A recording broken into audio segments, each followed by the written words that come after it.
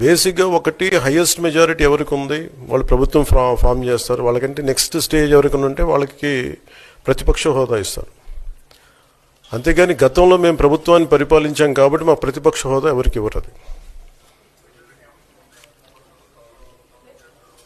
కనీసం జనసేన కంటే కూడా ఒక సీట్ ఎక్కువ ఇచ్చినా కానీ వాళ్ళకి ప్రతిపక్ష హోదా దక్కేది. ఈ రోజున ప్రభుత్వంలో సెకండ్ లార్జెస్ట్ పార్టీ జనసేన. దాన్ని ప్రజల దృష్టికి తీసుకొద్దాం. వైసీపీ నాయకులు వాళ్ళు చేస్తుంది ఏంటంటే మాకు ప్రతిపక్ష హోదా ఇస్తే తప్ప మేము అసెంబ్లీలో అడుగు పెట్టాం, లేదంటే ప్రసంగాలను అడ్డుకుంటాం. అలా ఇది సరైన మెసేజ్ బయటికి వెళ్దాం.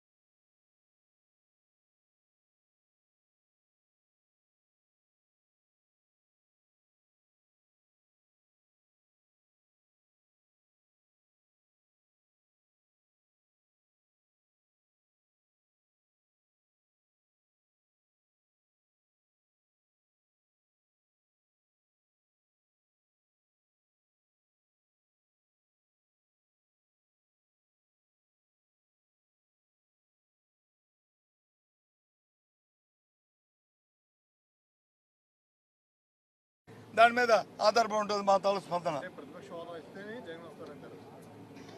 అధికార పార్టీ తాలూకా ప్రతిష్టంభన మీద మాది ఉంటుంది. లేకపోతే మీ ద్వారా ప్రజలతో మా సమస్యల్ని, మా ప్రజల సమస్యల్ని, ప్రజల తాలూకా బాధల్ని, విన్నపాలని అన్ని వీటి ద్వారా ప్రతిబింబిపోతాం.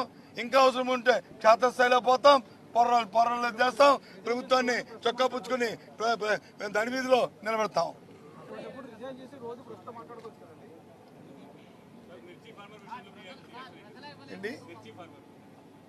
మిర్చి ఫార్మర్స్ చెప్పగా మా డిమాండ్ మిర్చి ఫార్మర్స్కి మద్దతు ధర ప్రభుత్వం ప్రకటించాలి. ఆ మద్దతు ధరకి ప్రభుత్వమే కొనుగోలు చేయాలి. మార్కెట్ ఇంటర్వెన్షన్ జరగాలి. కేంద్రం ఎప్పుడో ఇస్తుందని ఎదురు చూడడం కాదు. అంతవరకు రైతులు వచ్చి ఉండలేరు. రైతులు ఆత్మహత్యలు చేసుకుంటున్నారు, ఇబ్బందులు పడుతున్నారు. దయచేసి ప్రభుత్వం ఆలోచన చేయాలి అనేది మా డిమాండ్. ఓకే,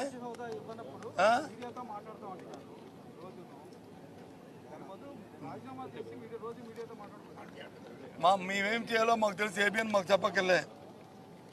మాకు ఏం చేయాలో మాకు తెలుసు. మాకు ప్రజల తరపున ఏ విధంగా మా గొంతు నిర్మించాలో మాకు తెలుసు. ప్రజల తరపున ఏ విధంగా మాట్లాడాలో మాకు తెలుసు. Okay, thank you.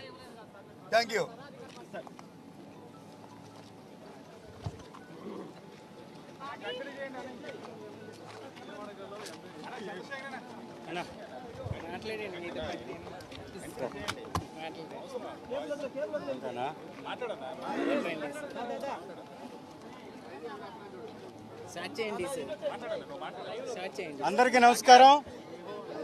ఈరోజు రాష్ట్రంలో అనేక సమస్యలు తాండవిస్తున్నటువంటి పరిస్థితి కనపడుతుంది.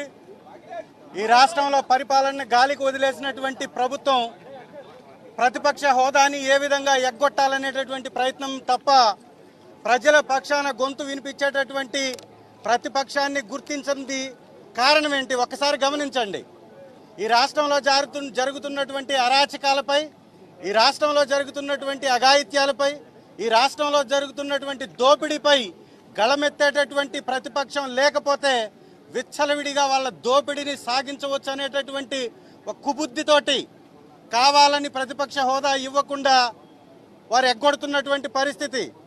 ఇవాళ గవర్నర్ గారి ప్రసంగంలో వారిని స్పందించవలసిందిగా కోరాం. ఇవాళ గవర్నర్ గారు స్పందించకపోవటానికి కారణం ఏంటి?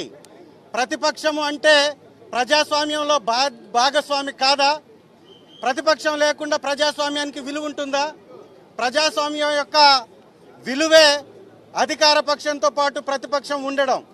అలాంటి ప్రతిపక్షం లేకుండా చేయడం అంటే ప్రజాస్వామ్యాన్ని కూనీ చేయడం తప్ప ఇంకోటి కానే కాదు అనేది మాత్రం స్పష్టంగా ప్రజలందరూ అర్థం చేసుకోవాలి.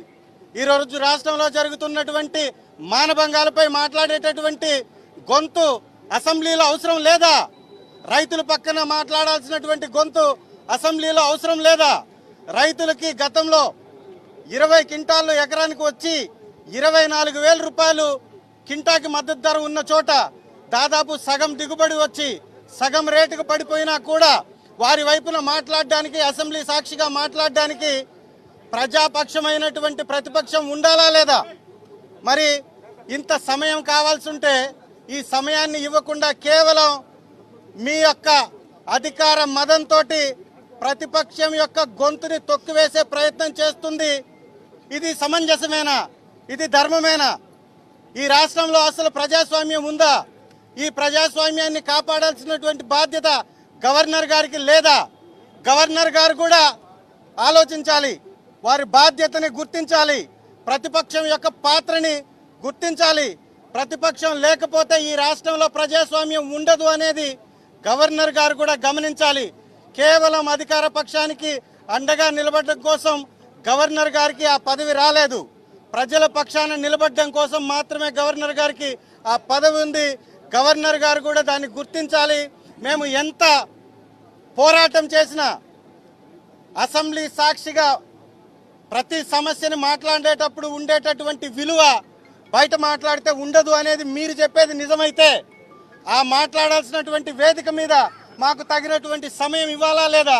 మీరు కూడా ఆలోచించాలి. ఇదంతా కూడా ఒక దగాకోరు పరిపాలన సాగిస్తున్నటువంటి కూటమి ప్రభుత్వం యొక్క ఎత్తుగడ, కావాలని ప్రతిపక్షం లేకుండా చేసేటటువంటి ప్రయత్నం తప్ప ఇంకొకటి కానే కాదు. అధికార పక్షానికి 11 మందిని ఎదుర్కొనేటటువంటి సత్తా లేదా? సమాధానం చెప్పేటటువంటి సత్తా లేదా? ప్రతిపక్షంలో ఉన్నా కూడా 11 మందిమే కదా మేము ఉండేది. 11 మందికి కూడా సమాధానం చెప్పలేదా? అంటే మీ తప్పులు బయట పెడతాయనా? మీరు చేసే దోపిడీ బయటపడుతుందనా? మీ అరాచకాన్ని బయట పెడతామనా? ఇందుకేనా అనేది స్పష్టంగా వారి యొక్క చేతల్లోనే కనపడుతుంది. కాబట్టి ఇమీడియట్ గా గవర్నర్ గారు ప్రతిపక్షాన్ని గుర్తించాలి.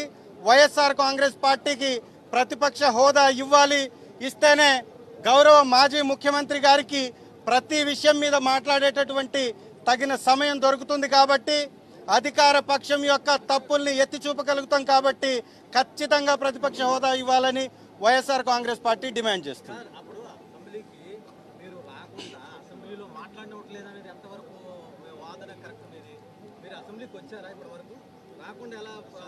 మీరు బహుశా ఫాలో అవ్వట్లేదు.